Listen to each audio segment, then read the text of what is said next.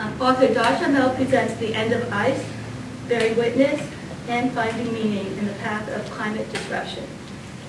After nearly a decade overseas as a war reporter, acclaimed journalist Dahr Jamail returned to America to renew his passion for mountaineering, only to find the slopes he had once climbed had been irrevocably changed by climate disruption. In his new book, The End of Ice, we follow Dahr Jamail as he embarks on a journey to the geographical front lines of this crisis. From St. Paul, Alaska, to Australia's Great Barrier Reef, to discover the consequences to nature and to humans of the loss of ice. Like no other book, The End of Ice offers a first-hand chronicle of the catastrophic realities of our climate situation and the incalculable necessity of relishing this vulnerable, fragile planet while we still can. Dahr Jamail is a Truth-Out staff reporter for and a Tom Dispatch regular. He is a recipient of numerous honors, including the Martha Gellhorn Award for Journalism and the Izzy Award for Outstanding Achievement in Independent Media. His previous books include The Will to Resist and Beyond the Green Zone, dispatches from an unedited journalist in occupied Iraq. So the format for the event is that Dahr Jamail is going to say a few words. He'll also offer a reading, have a discussion, and then we'll have time for a Q&A. So thank you again for coming. We have a few books at the table you're welcome to purchase. And again, it's just wonderful to see everybody and that we can share this quite special event. So thank you.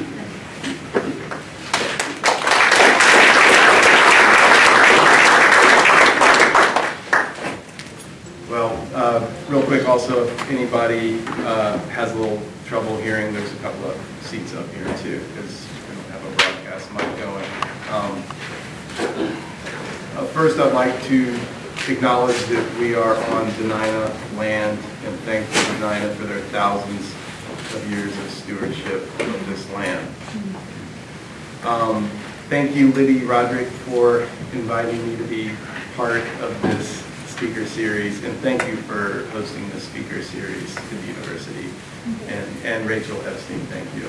And thanks, University of Alaska, Anchorage, despite everything that's going on, for hosting this event.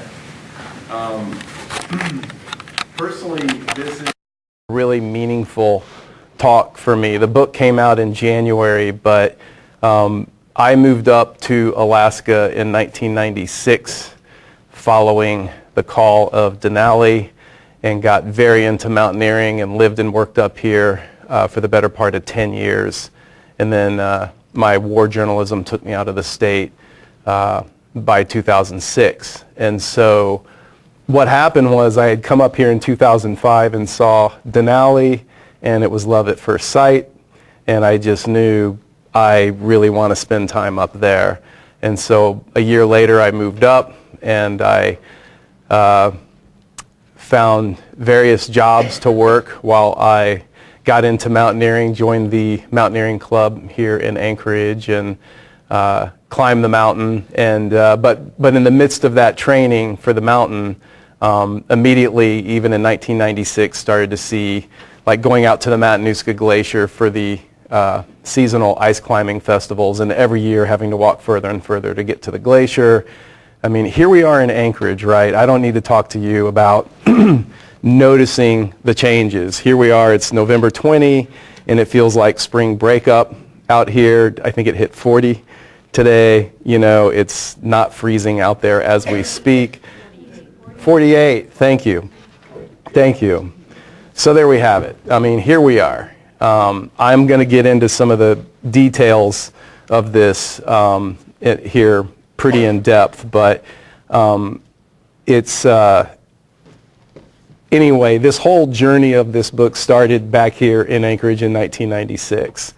And I knew even then, seeing these changes that were upon the state that everyone here must love so much, it's why we're here, that obviously sat in the back part of my mind, even when I went off and started reporting from Iraq for a long time and wrote a few books on the Iraq War and occupation and veterans issues.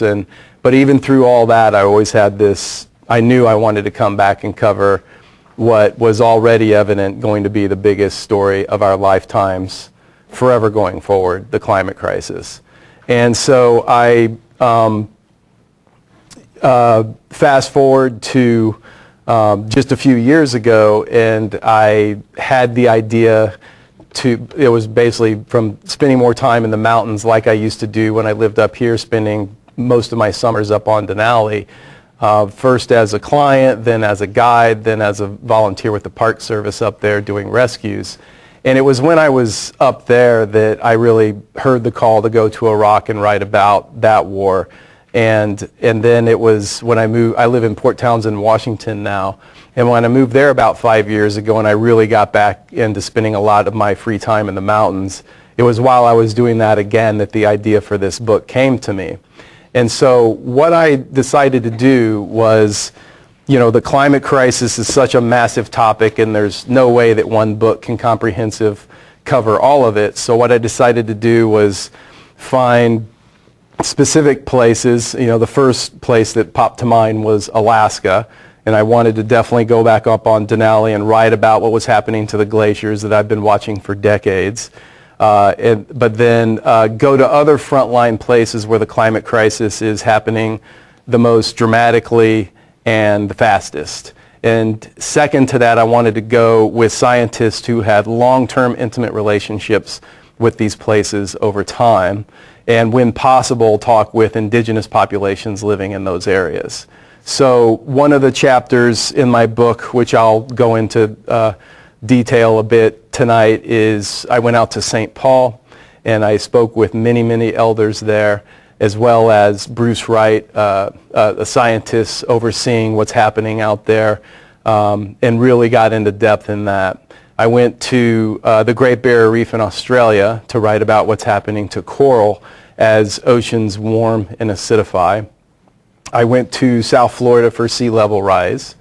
I went to Sequoia National Park and other places to write about what's happening to trees. And again, here in Anchorage, we just need to look at what's happening to the trees here to understand the gravity of that crisis. And other places as well. But so I was really gifted to get to go to so many of these places to work on this book. And what I really wanted to do, and I think what sets this book a bit apart from a lot of other climate books that are out there, is I went ahead and just took the leap and said, look, I'm going to get personal here, and I'm going to write about what it feels like and what this does to me to see these places, especially up here in Alaska, that I really love deeply, to really watch what's happening to them.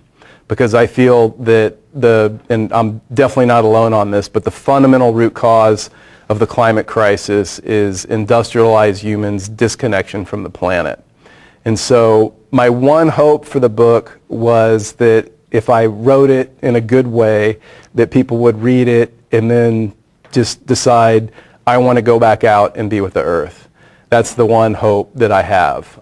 Not to tell you a particular activism to do or what not to do or any of that, but just go back out and start reconnecting in with the planet if you're not already doing so. So I'm getting a bit ahead of myself. So I want to take you to two places in the book that I wrote distinct chapters on. The first one that I mentioned before is St. Paul Island out in the Pribilofs, and so I went there in the summer of 2016. So I just want to start with reading about a page from one of the first interviews that I did out there. His appearance is that of an archetypical Aleutian hunter. 60-year-old Simeon Swetsoff Jr. has sun-brown skin, a grizzled salt and pepper beard, and determined dark brown eyes that hold my gaze as we talk on the remote island of St. Paul in the Pribilofs, a group of islands that lies in the Bering Sea between Russia and the United States. Quote, seal meat, sea lion, auklets, kittiwakes, cormorants, we ate all of it, he tells me, as we sit at his dinner table. King eiders, rock ducks, damn near every bird that flies, we eat it. That's subsistence living. Simeon now spends the bulk of his time fishing for halibut, a big change from when he was younger, and his family used to hunt for seals that were so abundant they filled 50-gallon wooden barrels with salted seal meat. Back then, there were a lot of fur seals, he says while looking out the window and across the bay from his home. We have books from 1894 when there were over 1 million seals here a year, and now it's next to nothing.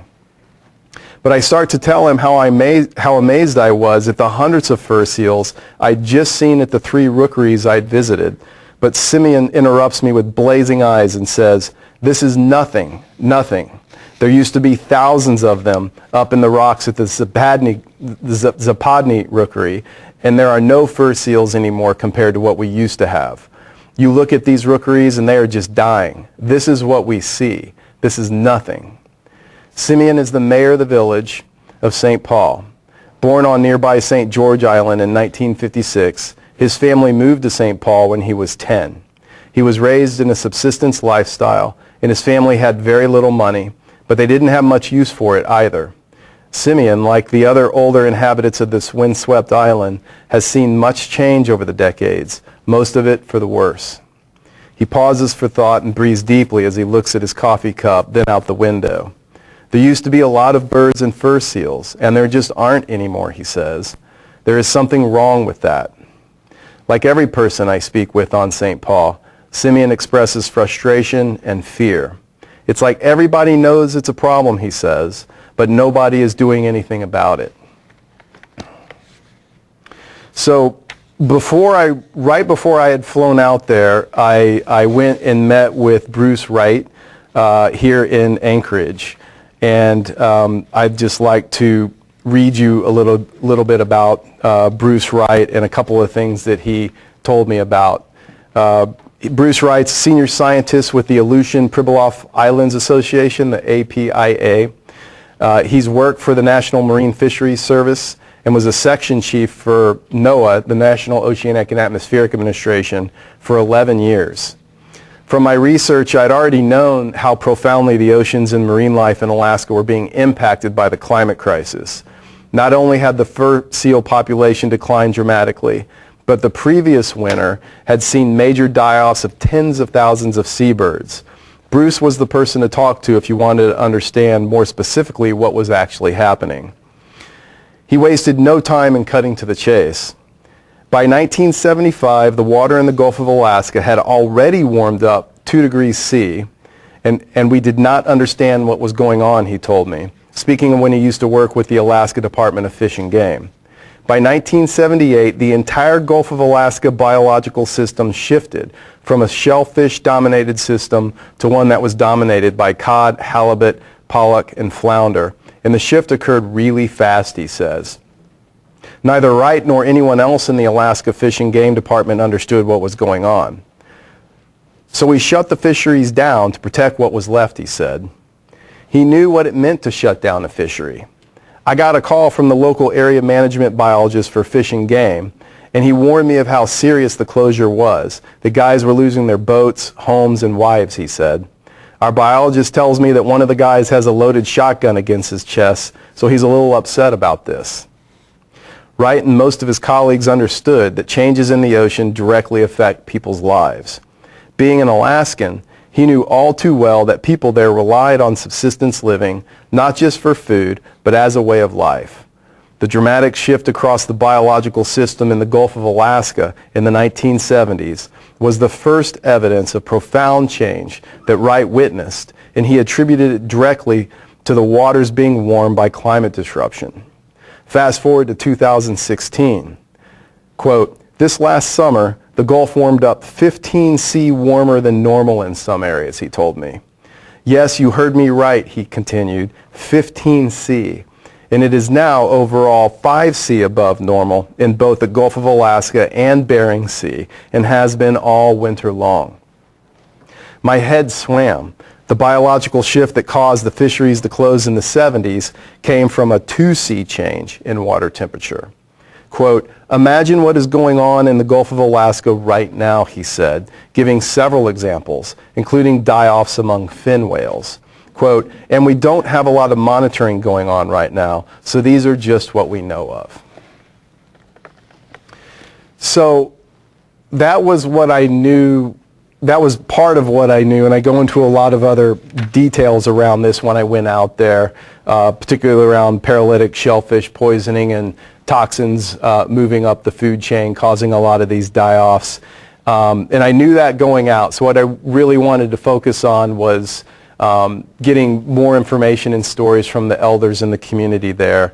And so that's what I did. One of the people, I just want to read you what one man said along those lines. His name was Greg Fratis. When I spoke with him, he's 70 years old. And he had worked as a sealer when he was a young boy, starting when he was just 11 years old. He started with the lowest job in the pecking order, as was usually how it went, but worked his way up through the ranks into other jobs on the SEAL crew. I met him in the cafeteria of Trident Seafood's processing facility out in the village. It's the only place that functions as a restaurant on the island. In addition to the Trident workers, locals regularly ate there, partly out of convenience, but now also out of necessity, as there is, thanks to what's happening in the seas surrounding the island, less to eat. Like Simeon, Greg's before and after stories of how climate disruption has impacted the fur seals are frightening. Quote, "We had 1 million plus seals when I started working," he said, "but now the harems are going down fast." Greg, like most people on St. Paul, regularly walks the beaches and rookeries. He no longer sees many younger pups at all.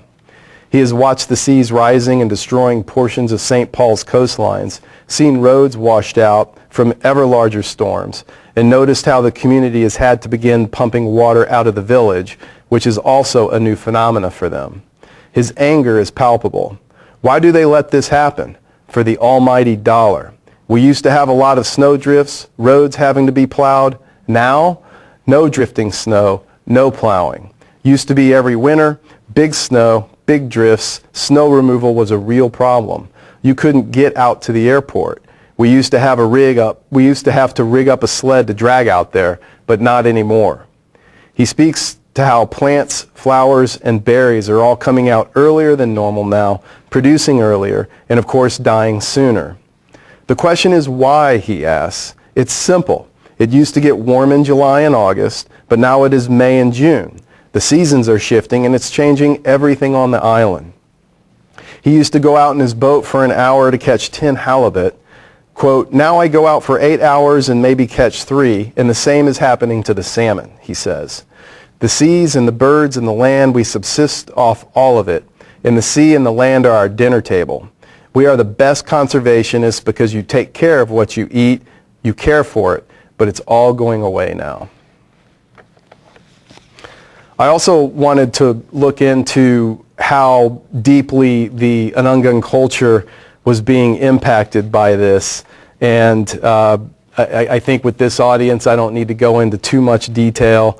The subsistence lifestyle, the language, the spirituality, the culture, all of it's the same thing. And so when we see these huge climate crisis-driven changes, the food web essentially being broken, which is how Bruce Wright put it, and the dire impact on seabirds, puffin, on the fishing industry out there, and all the changing of the seasons, all of it together, literally everything is absolutely in jeopardy out there right now. So in that sense, what's happening on St. Paul is a perfect analogy or a perfect micro example of how indigenous communities across the whole planet are being impacted.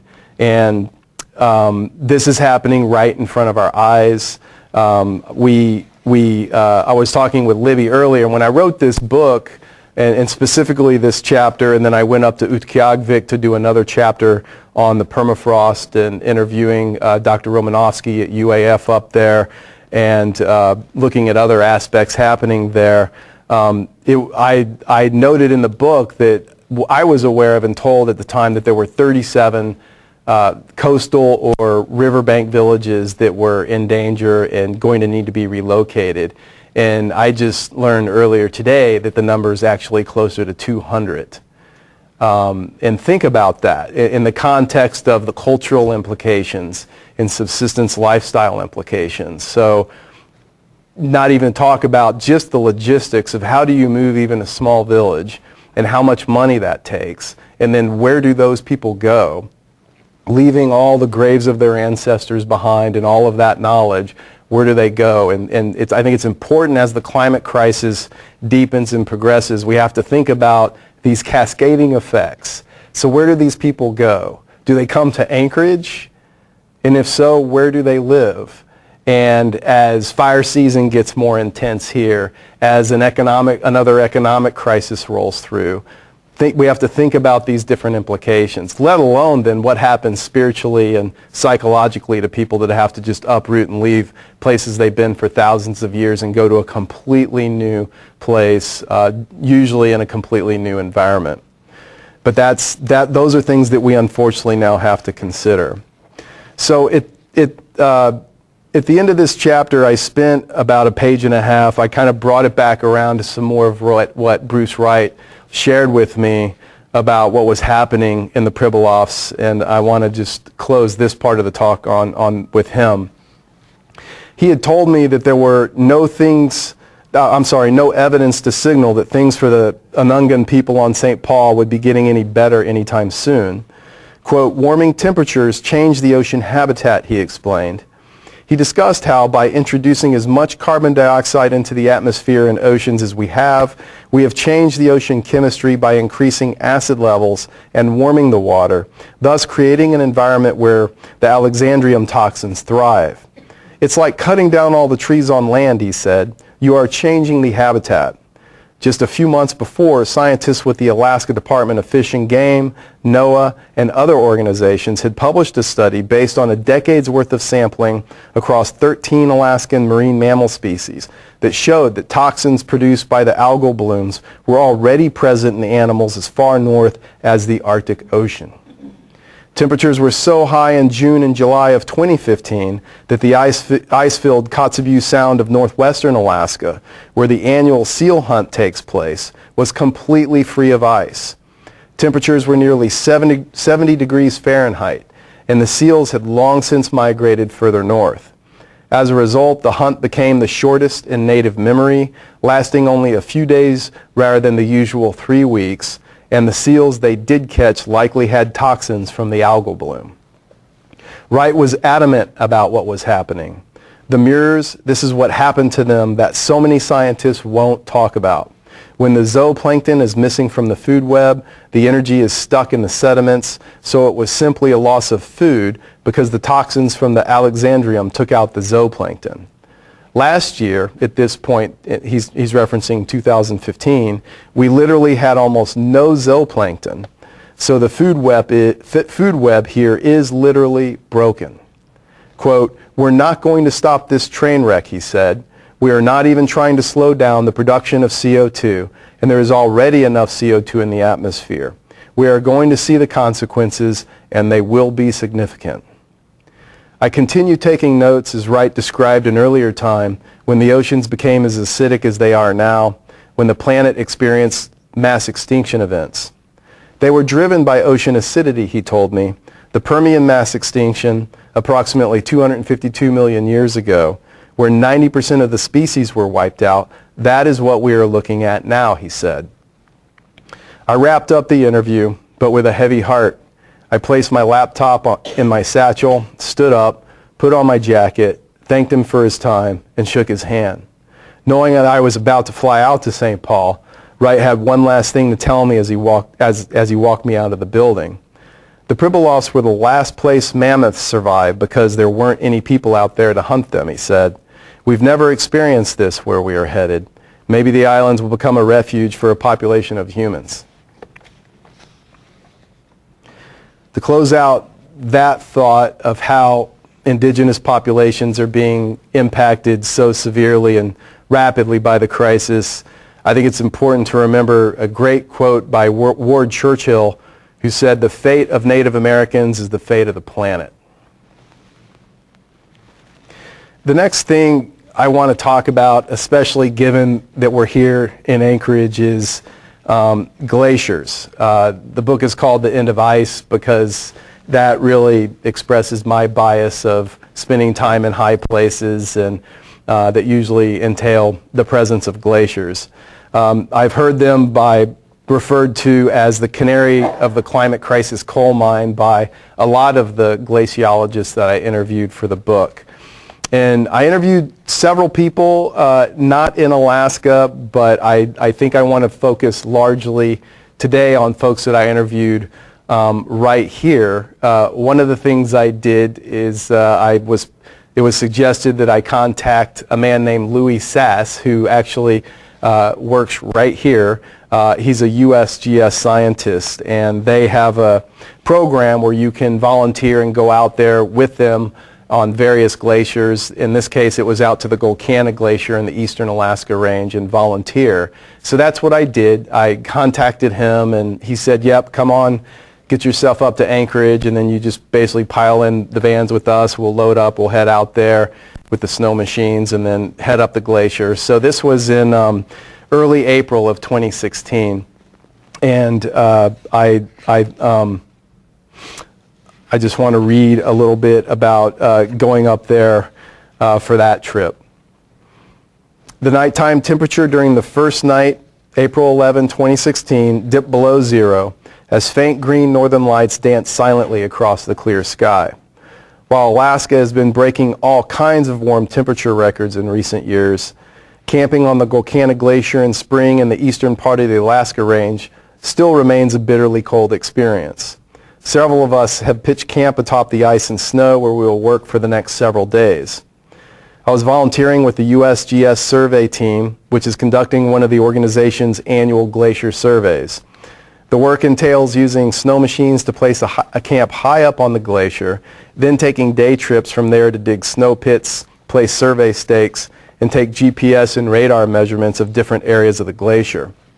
Their benchmark glacier program has been tracking glaciers since 1957, and it first surveyed the Golcana in 1967. Along with the South Cascade Glacier and North Cascades in the North Cascades Mountains of Washington State, the Golcana provides the longest continuous record in the northern hemisphere of a glacier's surface mass balance, which is the difference between the amount of snow it accumulates in the winter and the amount of snow and ice that melted over the summer. Change in mass balance is a glacier's most sensitive climate indicator, and data gathered by the World Glacier Monitoring Service from 1980 to 2012 shows 25 consecutive years of negative mass balances for glaciers around the globe. In other words, the majority of the world's glaciers are melting, and the trend has accelerated rapidly in recent years. Louis Sass, a then 38-year-old, tall, wiry, quiet USGS glaciologist, leads the team. Having worked as a guide on Denali for several years, Sass is an itinerant mountain man. He is as at home high up on a glacier in sub-zero temperatures as he is cooking in his own kitchen. Everything he does is measured, well thought out, and efficient, as is the way he talks. Just after we pulled up into the trailhead just beneath the Golcana, we offload the snowmobiles and prepared to head up onto the ice. He explains that glaciers and ice fields are already adjusting to how we have warmed the climate.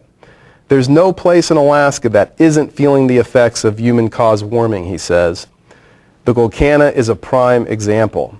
Since 1974, the terminus has lost 500 feet of thickness, and while the glacier has two side glaciers flowing into its main trunk, as Sass puts it, it's eventually just going to be the two higher side glaciers. Sass and his team dig snow pits and plunge long metal survey stakes down into the ice each April when there is the maximum amount of ice and snow on the glacier for the year. Then they return at the end of the summer when the ice is at its minimum and log the changes they find.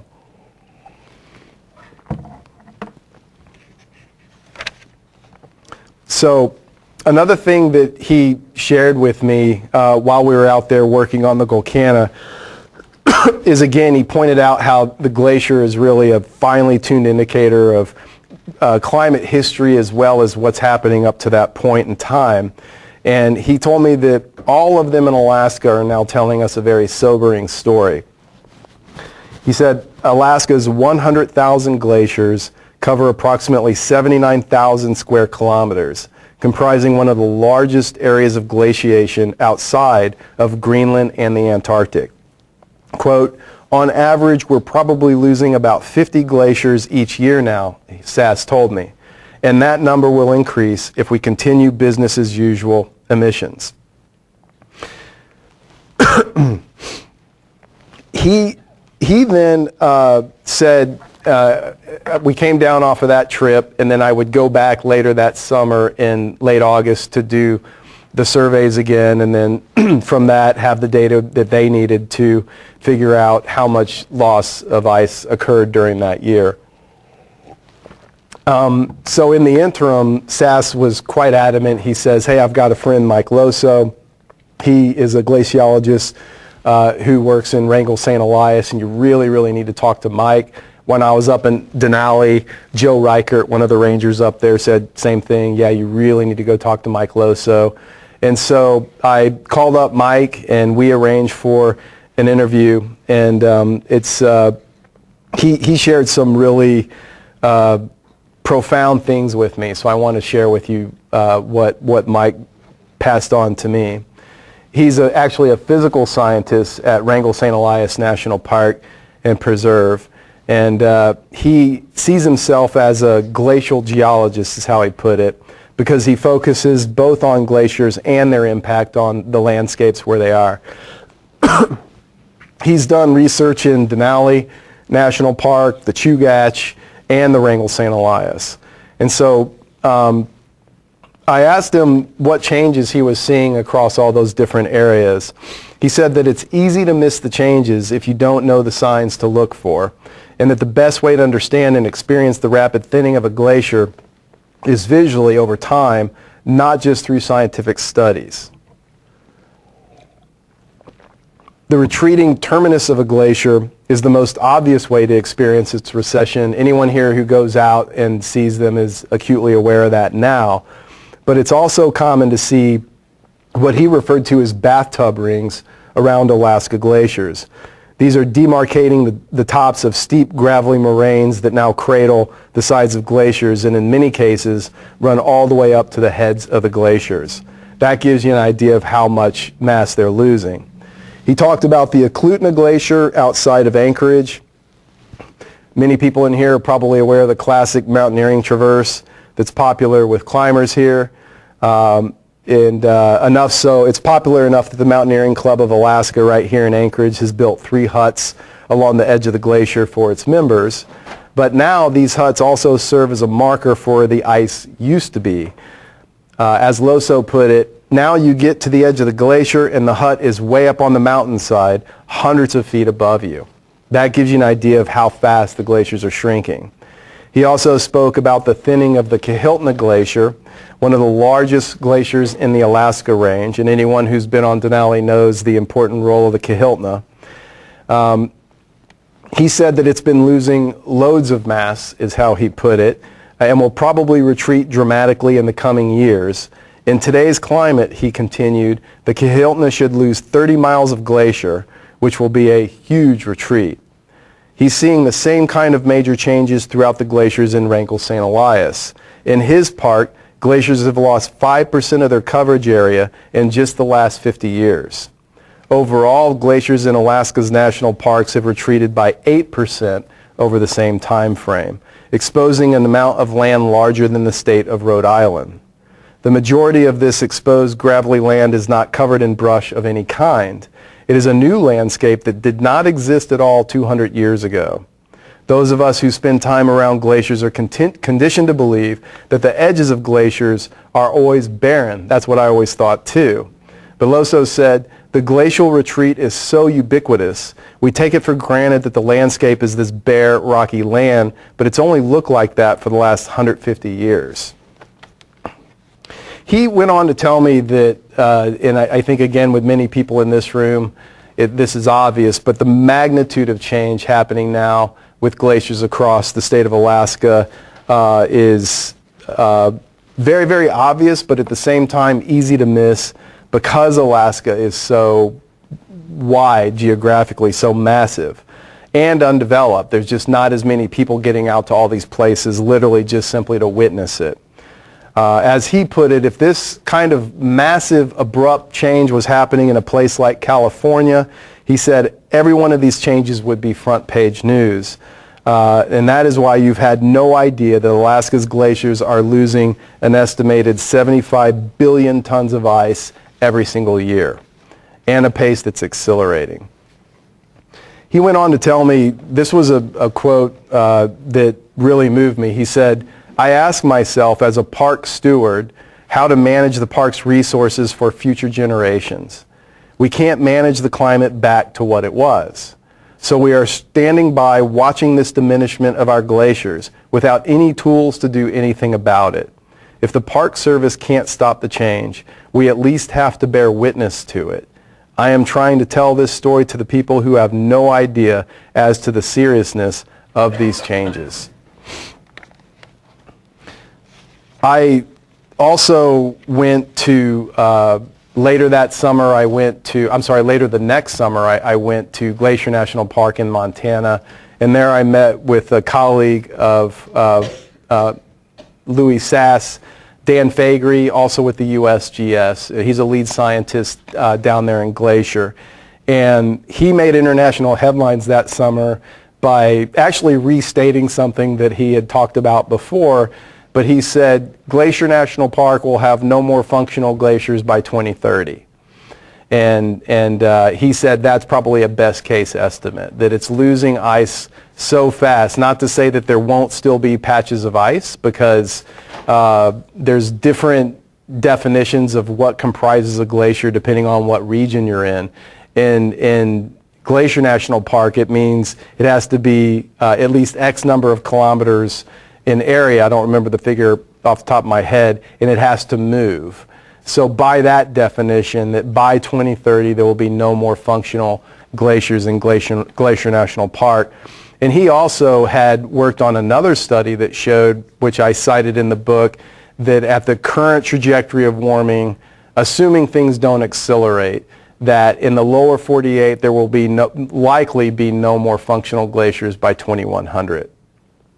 So again, when we talk about this, or when we talk about the loss of the Eklutna Glacier, and one of the citations in my book was actually an article in the Anchorage Daily News that Louis Sass was interviewed for, because he had actually just been lead author on I believe he was the lead author of a study showing at current trajectories the Eklutna Glacier would possibly be almost entirely gone by 2100. So again, back to the cascading thinking of what does this mean? So being that that's a primary water source for the entire city of Anchorage, i.e. half the population of the state, then look at what's happening with wildfires and droughts and temperature increases. You have to think about the implications of what this means. Think about Anchorage, Alaska, maybe not having enough drinking water. Anchorage, Alaska. I mean, we have to think about that. And then if we can't live in a place where there's not adequate drinking water, humans simply can't live there. So then where do we go? You know, so you see the fate of the Native Americans, the fate of the planet. It's happening to everyone now, not just the Native Americans. And when we talk about, if we pan out and talk about some of the other studies that have come out in the last couple of years, another one talks about the Hindu Kush region of the Himalaya, an area where several of Asia's major rivers are sourced. And at current trajectories of warming and melting, that area could be largely free of ice by 2100. So that means an area that is largely the drinking water source and irrigation water source for 1.5 billion people across Asia. By 2100, gone, or almost entirely gone. So where do 1.5 billion people go? And where do they get their food? Right? So it's not just about the aesthetic of losing a beautiful glacier that's really, you know, an amazing experience to walk across or climb across, but then what are the other implications for that? Not even to talk about the implications for wildlife and trees and other things that are dependent upon them to be there. So I want to wrap up this section with an overview, just a short overview also of how fast things are happening. It's now clear that mountain ecosystems are highly sensitive to climate disruption, And those very ecosystems provide up to 85% of all the water humans need, not to mention other species. Globally, glaciers contain 69% of all the fresh water on the planet. As Lester Brown of the Earth Policy Institute has observed, the more than 18 countries containing well over half the Earth's population, including the United States, India, and China, are already overpumping their aquifers. Losing the glaciers is the last thing that needs to happen, yet this is precisely what we are witnessing. Glaciers in the Andes are melting so rapidly that the populations of several countries, including Bolivia and Peru, are facing imminent water crises. In Peru, glaciers have already lost nearly 40% of their total mass. In Turkey, half of the ice cover in that country's mountain regions has vanished since just the 1970s. In Switzerland, they're even taking to covering glaciers with white blankets during the summer in a failing effort to stop the ice from melting. In the United States, there will be major water issues, even here in Anchorage, as I said. The study that I mentioned, Louis Sass engaged in about the Eklutna, showed that the melting of that glacier at increasingly rapid rates is happening in a way that the entire glacier, I misspoke. I think I said by 2100. Actually, he said could disappear completely within 50 years if we continue to exceed our worst case warming models as we are doing now.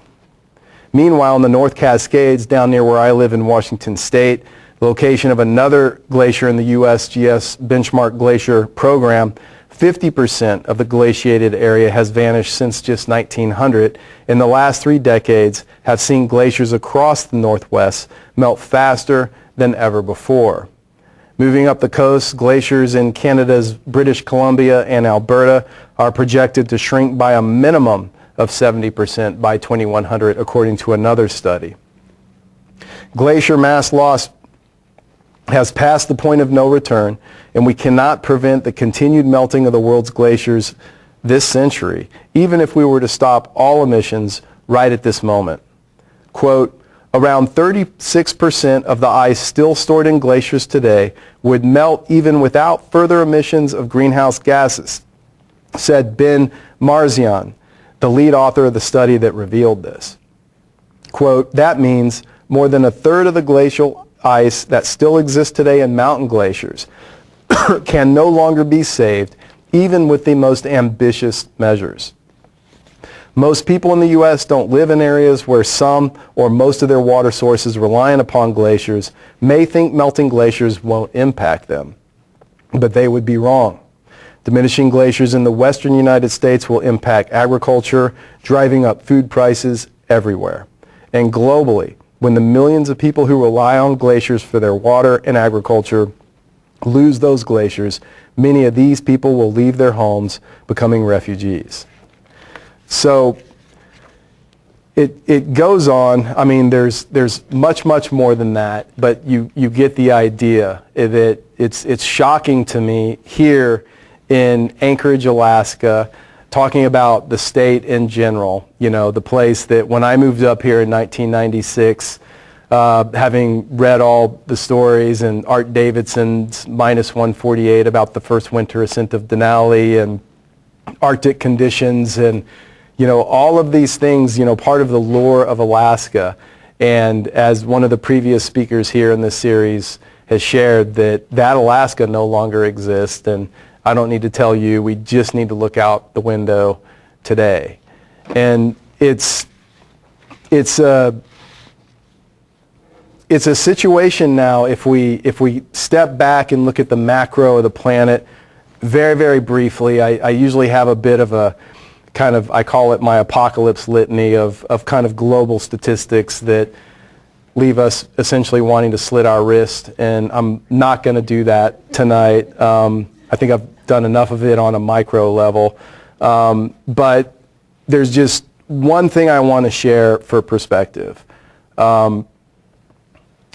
Many of the scientists I've spoken with, some of them IPCC authors, most of them leading experts in their field, several of them said that they believe that with the amount of CO2 in the atmosphere and the amount of warmth that's already been trapped, absorbed into the oceans, 93.4% of all the warmth we've added to the oceans has been absorbed, added to the atmosphere, has been absorbed into the oceans, and half of that since just 1997. So you're not going to get that heat out of the oceans. And they told me that even if we stopped all fossil fuel emissions on a dime, they believe we have a minimum of 3 degrees C warming that, as they put it, is baked into the system. That because of the heat in the oceans and the CO2 that's already in the atmosphere, and nothing to indicate global governments are going to act in an emergency way that this crisis is really calling upon us to behave, that we basically have 3C baked into the system.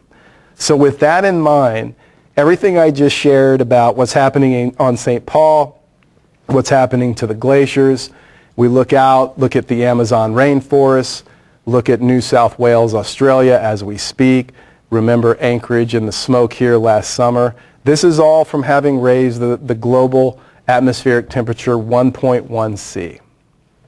And we've got a minimum of 3C baked in, and I think that is a grossly conservative estimate when we factor in feedback loops.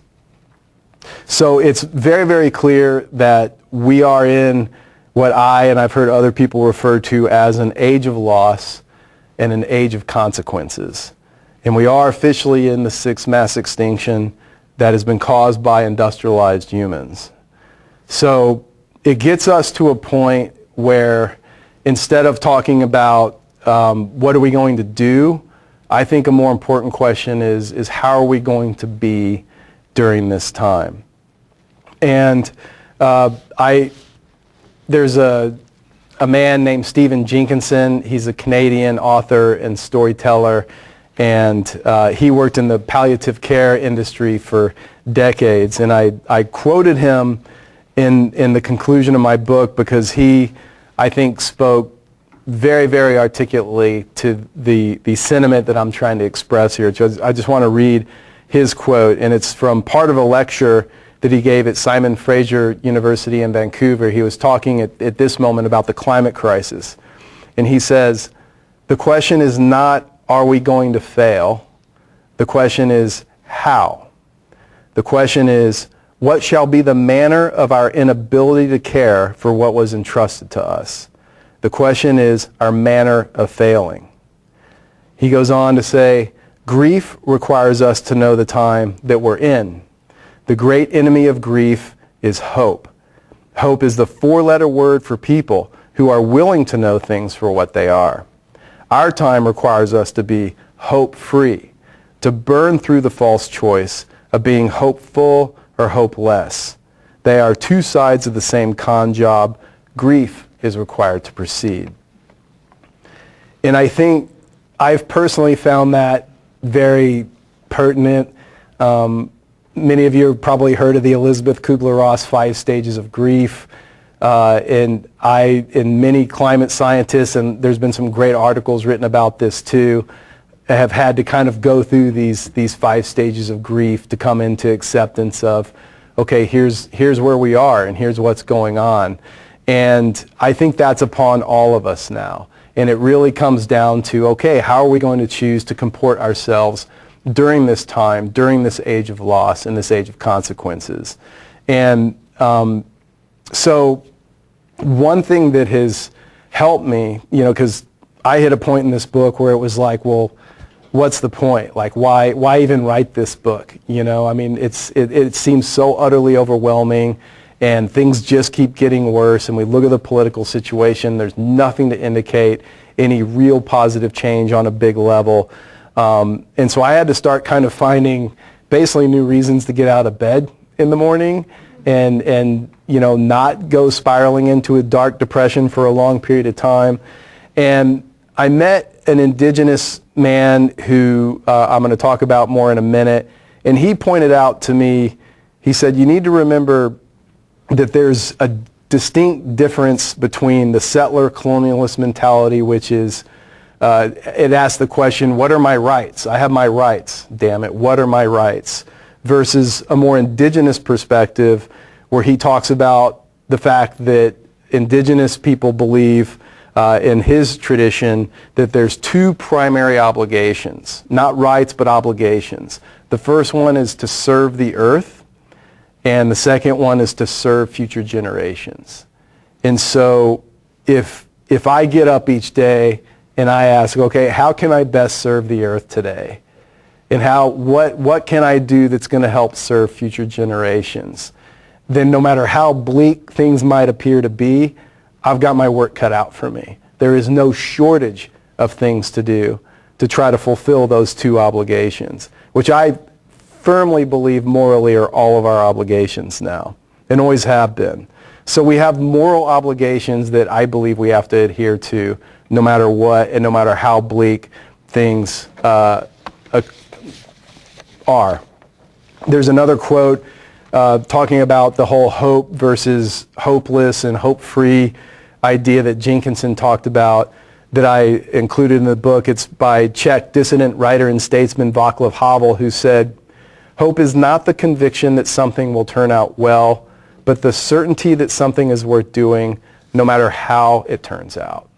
So again, it comes down to what is the moral thing to do and what is the moral obligation. So not doing X to get Y. I'm not going to go do this action to try to get said result because I never had any control over the result anyway. It's all about, is this the right action to do? Is this the moral thing to do? Yes or no? How am I going to comport myself during this time that we're in?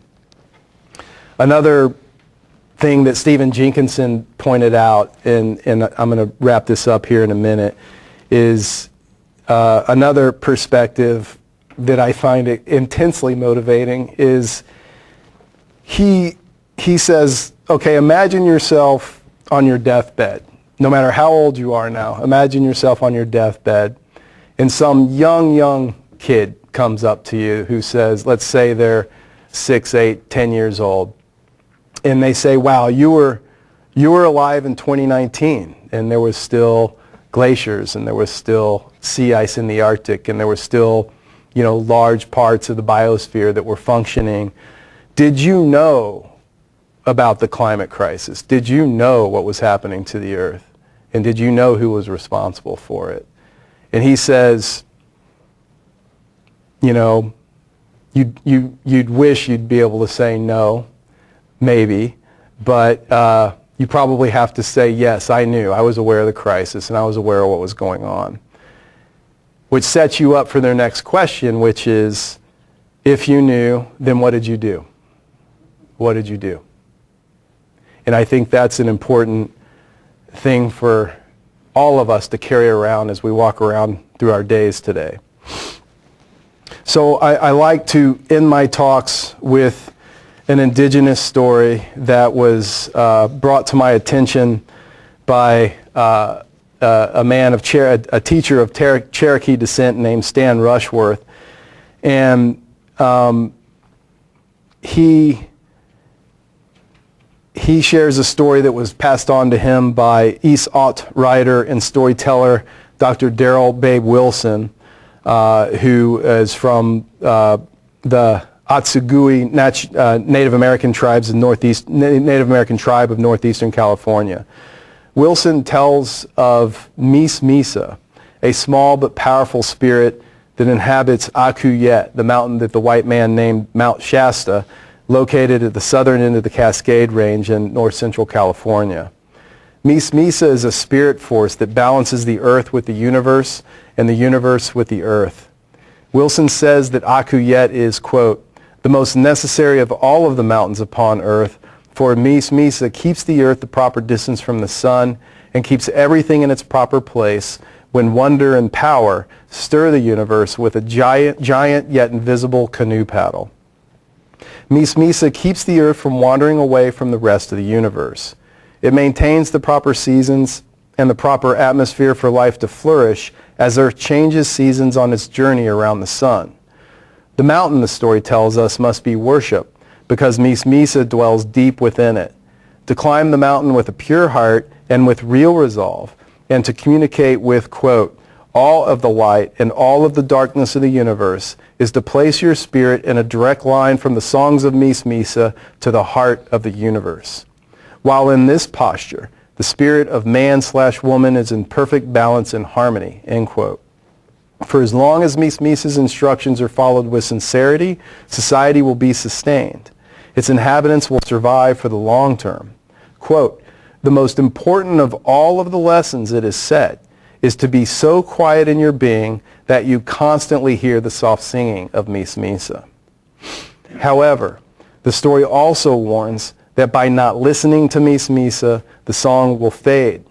Mies Misa will depart, quote, and the earth and all of the societies upon earth will be out of balance and life therein vulnerable to extinction. Clearly, that is where we are. That the not listening has become so ubiquitous and gone on for so long that we are at that point. And when I heard that story, I learned that I'm originally from Houston, Texas, and I always wondered, why was a kid from Houston, Texas always drawn first to the Rockies, then to Washington State, and then up here, and became so obsessed with the mountains and spending as much time as possible in them. And I've since then oriented my life to where I always lived in proximity to mountain ranges. Why have I always done that? And when I heard that story, I finally got the memo that that's because that's where I go there to listen. That's where I go to listen to Mies Misa in my own way. I was already doing it and I didn't even know it. And I would imagine that a lot of people, if not most of you, in this room have your own personal place that you like to go to listen to Mies Misa. Maybe it's the Chugach, maybe it's the ocean, maybe it's rivers, maybe it's the forest, maybe it's glaciers, maybe it's a Klutna Lake. Where is that place? You probably already have an idea of where it might be. Maybe it's birding, maybe it's going into the park, riding the bus in to look at bears. Where is that place? So I like to leave people with two things to think about. One, I just asked the question, is where is that place that you go to listen to Mies Misa? And two, when is the last time that you went there to listen? So thanks everybody very much for coming.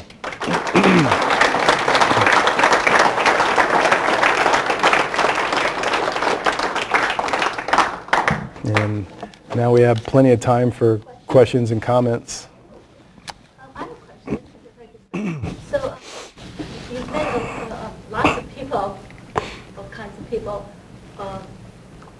When you say like indigenous people all over the world, what do they say is happening, and also what do they ask you? Like, you're people. So I'm just trying to find out what's their perspective. On that note, it's indigenous folks have largely been aware of this crisis for centuries. And one of the things that Stan has talked to me about, who I had just referenced, he said, look, there are all these indigenous prophecies and warnings, and there's kind of a lot of mysticism around it, and maybe people think, oh wow, like they came in a dream or something like this. And he says, look, when there are some of these prophecies and some of them are quite apocalyptic, it's actually a lot of the time just simple logic being used. That when indigenous people look at the rapaciousness of the white man at first contact and how everything was being devoured, and the genocide, was a 90-something% genocide of indigenous people in the United States. And they saw that happening like lightning, like that. I mean, there was a 90% genocide in California in a 25-year period just in California. So you can look at that and deduce over time across the entire planet, this story is not likely going to end well.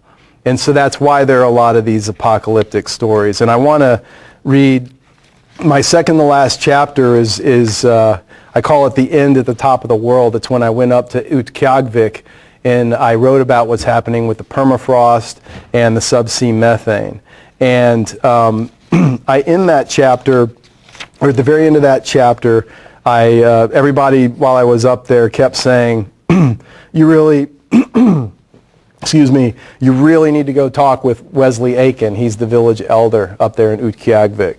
So I tracked him down, and I want to just read this page. I think it at least in a sense answers your question.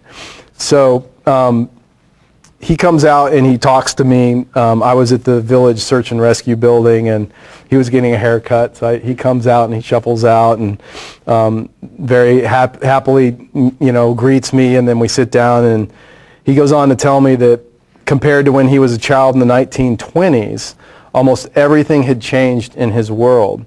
Back then, there were maybe 500 people in Utqiagvik. They used dog sleds to hunt and lived for the most part by traditional means. There were no jets, no phones, no snowmobiles, and it was far, far colder during the winter and the brief summer. All the ice is melting, he says, and just looks at me to let the weight of his statement sink in. He speaks slowly. He is from a world where there was never a need to rush anything. The ice used to hang around here all summer when I was young. The ocean is now eroding the coast. The waves are getting bigger and rolling into the coast. I think we'll have no more Point Barrow before much longer, he says of the thin northernmost tip of the coast just east of the main village. Aiken sees the ice as life, for without it nothing is normal, least of all the hunting. Right now we don't have life on the Arctic Ocean, he says, referencing the thinning ice. Just young ice in the winter these days. We used to have the ice out here all through all of July. The ice would be close in. There was no boating along the coast because of the ice, even in the summer. And when the wind changed from the west, the ice would pack in here along the coast. He tells me the permafrost is thawing, that while it used to be only a foot below the surface, it is now 4 and even 6 feet down. I can see more green grass out there in the tundra, he says, pointing out the window. It's growing more grass. The weight of his years underscores all of what the scientists have told me. It's all changing, he says.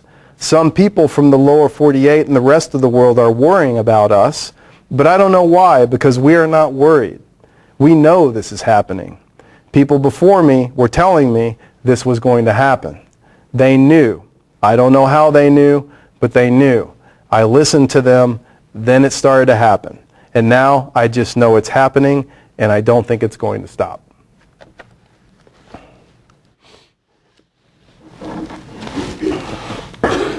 People who are working on climate communications are saying that people are motivated by fear. And I think a lot of what you're talking about is fear. And so I'm really, that people are much more motivated by the possibility of solutions. And I think sometimes because we have never solved a problem this big before, our thinking isn't big enough yet to actually cool the earth, which is what we have to do. We have to get that heat out of the oceans and into outer space. That's our big overarching goal, right? And so I think that, when you come and you just say it's bad, it's bad, it's bad, it's bad, I mean, I'm not motivated. I don't think most people are motivated by that. So he brings up the issue of motivation by fear or other means, and I'm just repeating this for the camera, and believes I came and just basically instilled a bunch of fear and that's detrimental. An analogy that I like to use, having worked as a guide on Denali, is let's say we're at high camp on Denali at 17,200 feet, and I'm a guide, and you're all clients, and I get the evening radio report from NPS, and it says, the biggest storm we've ever seen is coming. It's brewed up out of nowhere. It's coming your way. You can't descend. There's going to be 200 plus knot winds. snow, it's just going to be a maelstrom. There you have it. So I get off the call. Do I not tell you? I mean, my point is that we all know all this stuff. That's the thing. Okay. This is not news to people. Go ahead. Yeah. I just have a comment. In contrast to that experience you're having there, I actually have a very different feeling. For weeks or years, I've been, well, it starts when I'll try to spare you the drama, but when I was a teenager, I really had a hard time figuring out what to do with myself in my life, and it just seemed like I was becoming a cog in a wheel. And one of the most rewarding experiences I had was coming to Alaska and living with some friends in a very different way than what had been programmed to me to be a successful life. And that included basically living on the spit for a little while, living in somebody else's abandoned cabin for a little while, living out in the woods for a little while. And they had made a wickiup down on the bluff in Homer, and it was just fun to walk through the forest and to feel the trails with your own feet in the dark, finding my way with the trail in my own, with my feet if I had forgotten my flashlight, for example. And lately, I've noticed that, you know, the homeless situation is just out of proportion, and people are in the woods everywhere. And a part of me accepts the fact that, and understands the fact that maybe they don't want to participate in the job world. Maybe they like living in the woods. And I understand that. And, you know, at the same time, I don't want to go tent camping anymore because I've been millimeters away from a very large Bruin breeding on the tent. It just doesn't appeal to me anymore. I'm a little dismayed by the fact that I love my car more than ever. But what you're saying gives me something else to think about in terms of, I kind of miss that feeling of being in the woods and having my feet on the ground. And I miss a connection to nature that I don't feel like I have anymore. And I really appreciate what you're saying because it is a different type of way to think about this. And grief is definitely part of it. I don't like the message that leaves us hang-wringing, but I really appreciate the perspectives that you've brought, and from all the people you've brought, some of whom I've met and know who they are in this whole picture.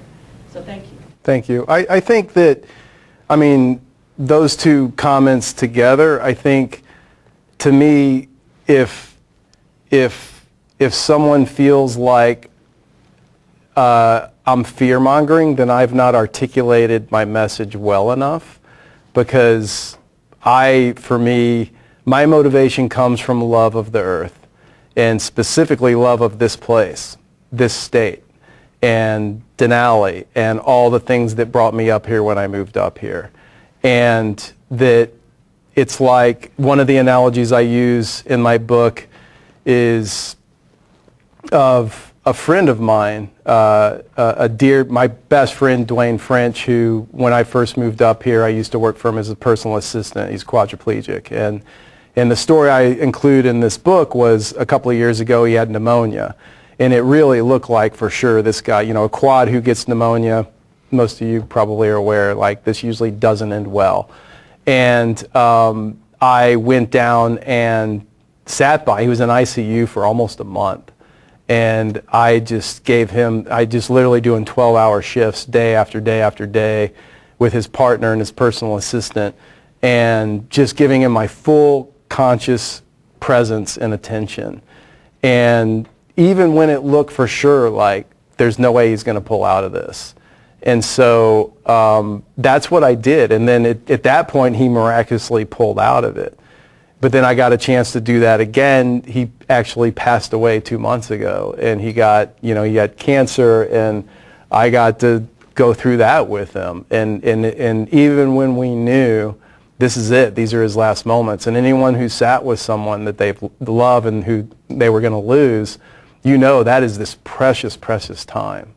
And I look at what's happening on the earth now like that.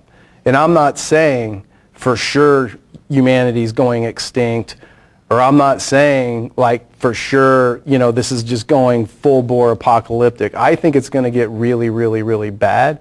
But I did shift from the guy that was Dr. Doom to we have to give it our full presence and work for this planet like we've never worked for this planet before. And I think the crisis in that context really puts me in a position where I would be more motivated to take risks that I've never taken before. And whether it means putting my body on the line or whatever that means. And so I would hope that the motivation would come not from fear or anger. Be very easy to fall into anger today, of course, but from just love. Love, and I know that might sound cliche, but real love for the planet. Yes, sir, in the back. Yes, I wanted to mention that very thing that the analogy you brought up about your friend dying and that there was hope at the end. And I have a friend that's a climate denier, human climate denier, and he says, well, humans will come up with a way to solve this eventually. And I said, well, maybe so. But there was a bright spot today. You might have seen the news story in the ADN. The North Slope Borough Planning Commission actually rejected the development that could put another 250,000 pipeline capacity into the pipeline with the development that's going on around New Exeter, which I felt, having been a resident of the North Slope of Utqiagvik, I was kind of stunned by that to see, because we depend so highly on the oil revenue. The folks, as you well said, they're seeing it firsthand. So now the question is, will the North Slope Borough Assembly follow their recommendations, which I find highly unlikely at this time. But there's hope, I think, and I appreciate the analogy you presented in your conclusion. Thank you. Yeah, lady right in front of you there. Yeah. Over. You. Okay. So the COP21, the Paris Agreement, they came out with, I think it was like 18 different scenarios. Are you familiar with any of those, or is that The projections? Mm-hmm. Yeah. Right. Are any of those enough? If we were to all do exactly what in any of those scenarios, is that enough from your research? Is that enough to get us on track, or to? I mean, not enough, because I don't think anything we do is enough at this point. We're past the point of, I think, recovery, but is that a sustainable trajectory for us as humans to? Is that a sustainable direction to go, or do you, in your opinion, think that we need to be doing a lot more? Yeah, I mean, the Paris Agreement falls woefully short. I mean, people like James Hansen had even said a few years ago that we had to limit it to 1C, and we're at 1.1, and the Paris Agreement is, I think, 2C, but ideally 1.5C. And those are great things. I'm not saying don't shoot for that. I mean, obviously that's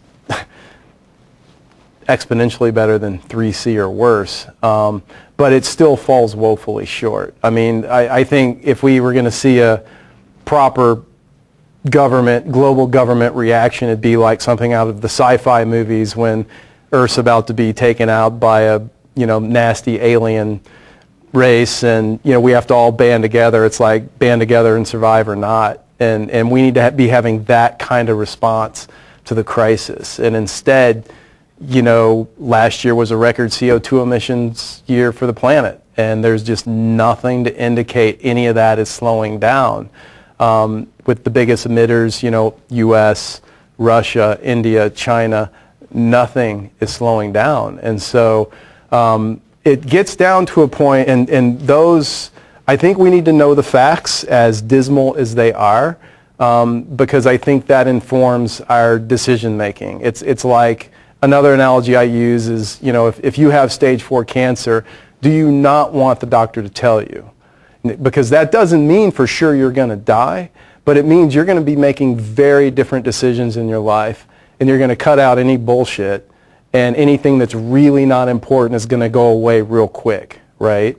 And you're going to make some dramatic changes probably in how you live your life and what you're going to do, as opposed to if you think, oh, well, there's this miracle drug or whatever. You know what I mean? And so that doesn't mean that miracles don't happen and people don't pull out of that. They do.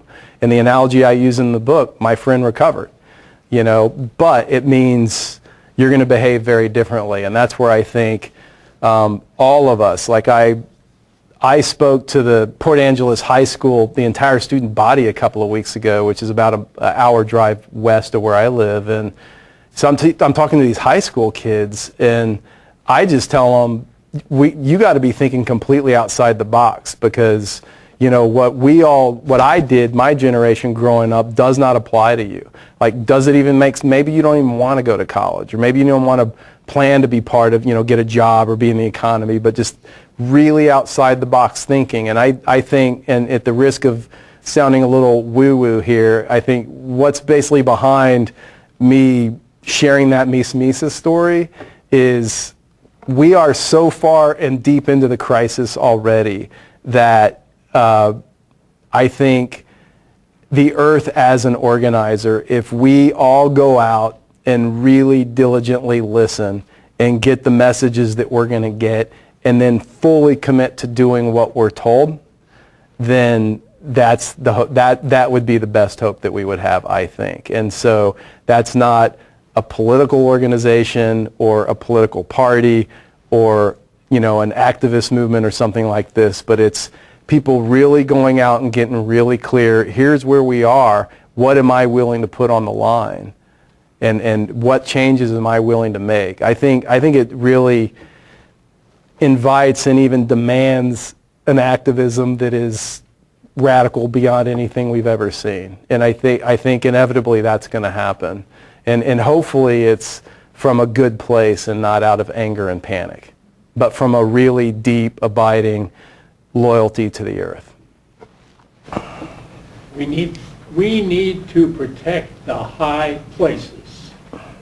It is the high places that the life is going to be able to replenish. The high places are the places where the priority has to be put. Talk a little bit more about that. Well, because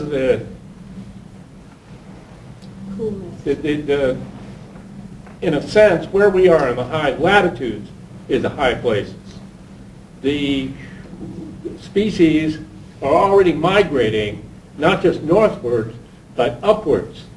It turns out that the diversity is actually, the high places are actually capable of accommodating more biodiversity than they thought, but it's a poorly thought out, they don't pay scientists real well for studying that sort of ecosystem stuff.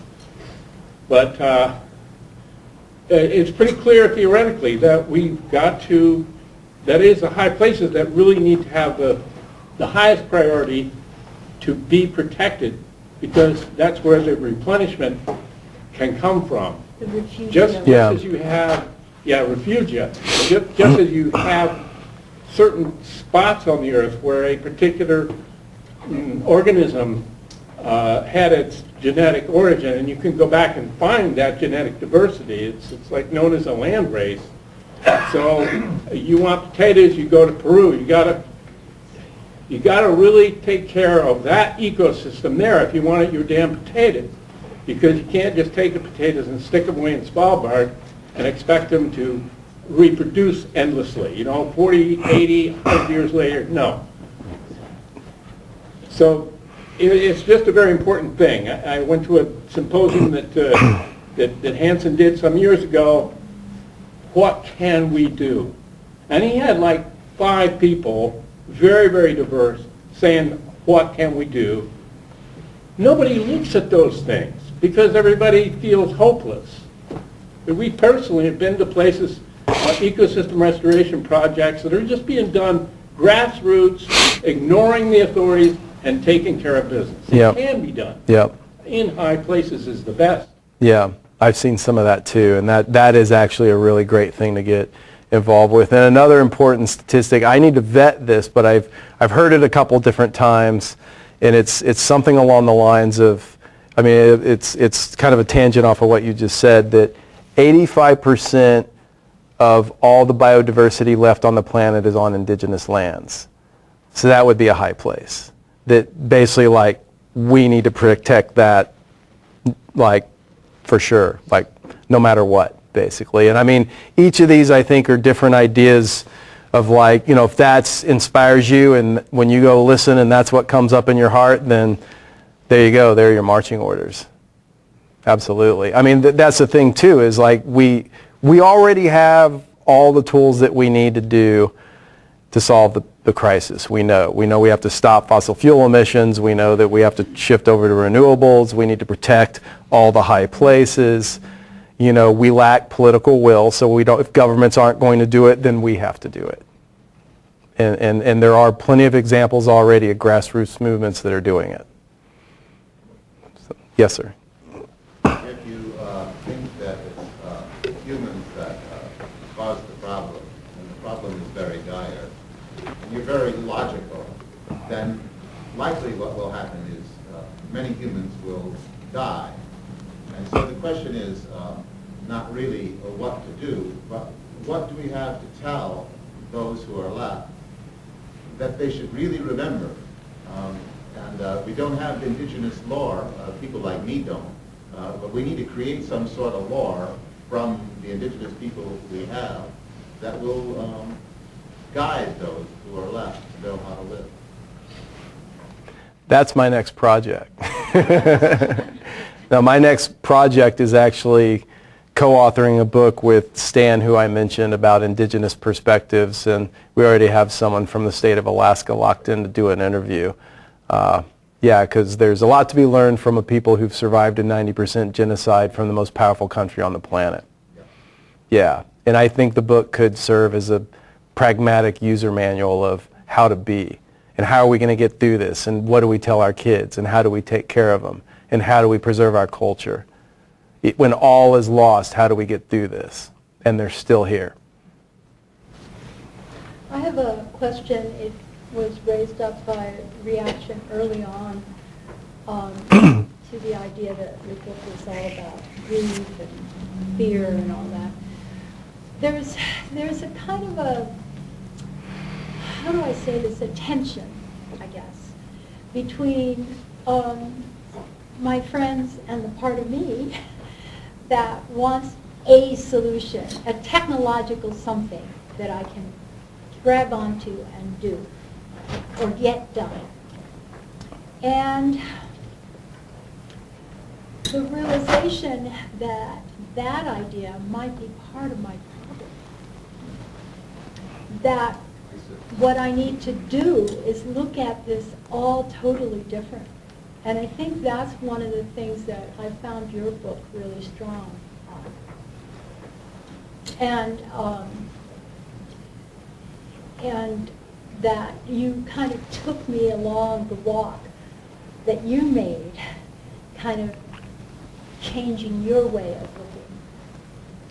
And that was, I just wanted to compliment you on that, because I think that I don't want to, I see this as a tension, and I'm not saying that certain technological things need to be done. I do think that they need to be done, okay? But I also think that we need to make decisions about our technology and how we relate to the earth from a very different place than we have been culturally now for many long time.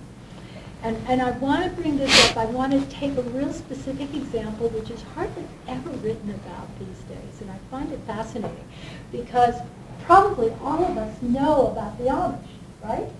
Everybody knows about Amish people. Everybody's probably heard a lot of news stories about how family farms are disappearing all over the country. You know? It's all being, food is being corporatized. I've got to tell you that there's one group of family farmers that has actually been increasing, and those family farms have been increasing for a long, long time. And that's Amish.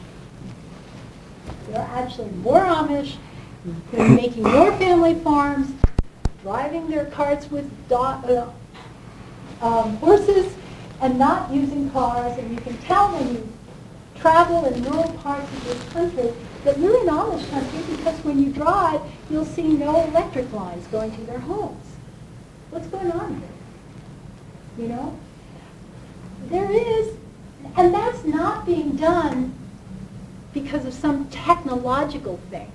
That's being done through a cultural decision, a cultural perspective to how these people want to live and relate to the land around them. And I think that we should think about taking inspiration from various cultures who are doing it somehow, some way. And that's how I want to share my perspective on this tension. And the Amish do use modern technology. They just decide which one works for their culture. They don't view the technology as the way, the answer. And I think that there is a really important cultural aspect that we need to come to grips with respect to our role on this planet. I agree. Thank you. Anybody else? Go maybe one more question. Yes, sir. Page 119 discusses 2 brand new nuclear power stations in Florida Power and Light, 2017, being planned. What's the status? Yeah, so the chapter on sea level rise, he's talking about, just south of Miami, there's a place called Turkey Point Nuclear Power Plant, and it's at 6 feet elevation on a barrier island. And one would think with the amount of sea level rise that's already baked into the system, it would be a good idea to decommission that plant and ideally shut it down. If not that, at least move it to higher ground. And instead, they had plans in the works in 2017 to add 2 more nuclear reactors to it instead. So as far as I know, that's still moving forward. Have they proceeded with construction? Yeah, as far as I know. How far are they toward completion? I don't know. Yeah, so that chapter's pretty amazing. And obviously, I mean, if I was going to do 3 chapters here tonight, given Anchorage and sea level rise, I would have definitely talked about that chapter. That's a big one, a really, really big one with what's baked into the system there. Yes, sir, in the back. Another comment. I saw a thing about pollution off the British Columbia coast from cruise ships. And I made a comment, and somebody was saying, oh, then I looked into it, and I see that the 16 largest cruise ships produce as much pollution as the entire automobiles in the world. I don't know how many people are aware of this, but they burn bunker fuel, and they do all this pollution. And then we have the oil industry, which I know it's been great for our state, but here we are in this conundrum here in Alaska. We're experiencing it quicker than anywhere else in the world, yet we have the cruise industry and the oil industry as our biggest industries. And I don't know what we're going to do about that. In fact, I asked the question, is there a nuclear-powered cruise ship? And somebody says, yeah, they got a flat deck with a lot of planks. But I can remember in Barrow one time, or Utqiagvik as we call it now, we had a Russian icebreaker 25 years ago, go to the North Pole and then come back to Barrow, and they had to stay out there 16 miles or whatever the limit is with the nuclear treaty. But we ferried them in. They had a nuclear icebreaker back then. I don't know if they'll need them anymore. But it's just an interesting conundrum here that we have, that our industries are some of the biggest polluters. Yeah, it's, go ahead.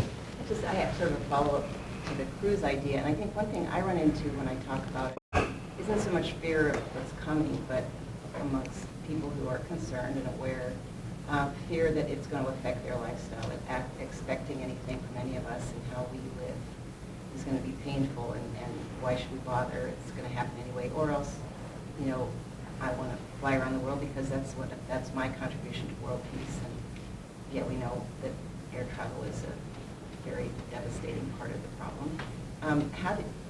Do you have advice for how to have those conversations about, you know, just not so that we aren't putting ourselves in a position of feeling, I mean, I don't mind doing this, but you feel like you're the judgmental one and you're getting the pushback.